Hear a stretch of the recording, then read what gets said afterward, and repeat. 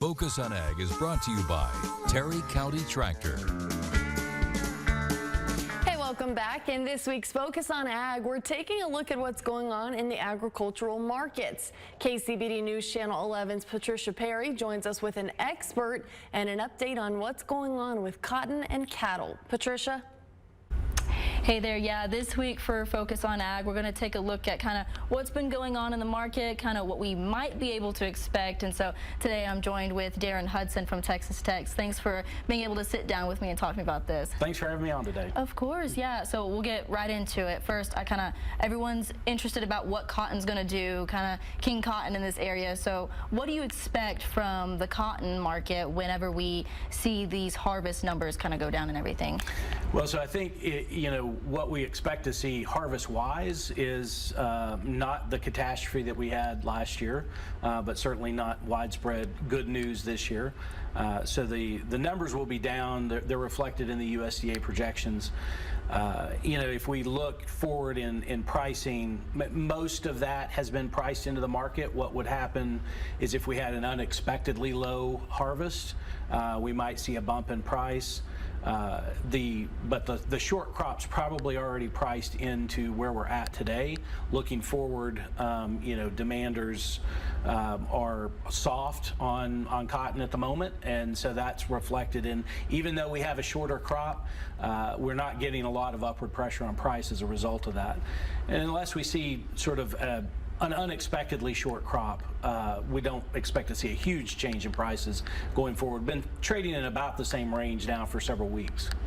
And so do you think price for cotton this year could be better for the producers in our area? Well, the cotton price is, if you look historically at where we're at in terms of price level, it's actually not a bad price. The problem is the production costs have been incredibly high. So, the profitability is just not there given where the input prices they had to pay. Historically, the prices are high, but it's just not enough at this point to really offset the rise in production cost. And then you layer onto that the drought and lower yields. It's going to put producers under a lot of pressure this year. And this year was significantly hard because a lot of these producers put so much money into a crop that was expecting to be a lot better. Right. Yeah, I mean, we started out great, had high expectations. I got great moisture early on. Crops came up, and then it got hot and dry, and it really, stymied. We've lost, the majority of our dryland crop went away during the summer. The irrigated crop sort of hung in there.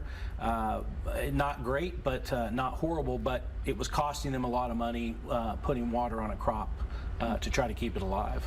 And before we run out of time, I want to talk about cattle.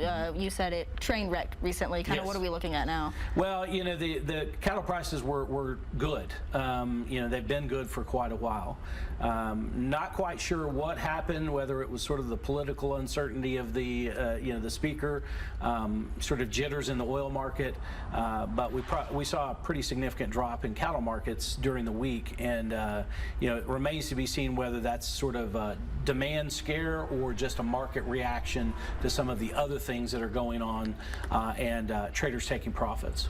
Yeah, a lot going on in the market for sure. For sure. Yeah, well, thank you so much. That's kind of all the time we have for this time, but we'll keep you updated on those markets as they do change and fluctuate. So that's all for this week's Focus on Ag. I'm Patricia Perry, this time joined with Darren Hudson.